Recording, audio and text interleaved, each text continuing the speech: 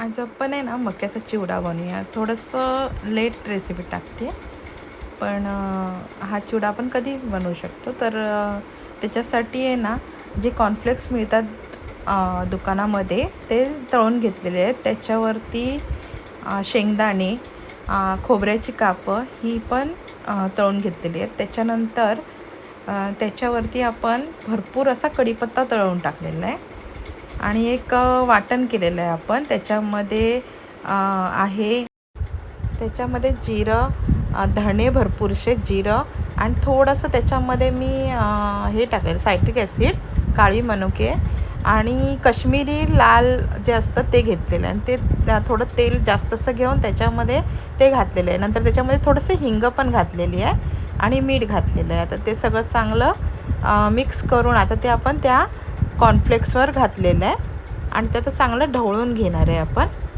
त्याच्यानंतर citric acid थोडंसंच टाकायचं, जास्त टाकायचं नाही कारण ते आंबट असतात. त्याच्यानंतर आपण त्याच्यावरती पिठी साखर पण घालून चांगलं मिक्स करून घेतलेलं. तर तुम्ही हा चिवडा करून पहा आणि मला कमेंटमध्ये सांगा तुम्हाला कसं वाटलं ते. आणि माझं चॅनल सबस्क्राईब करा. धन्यवाद.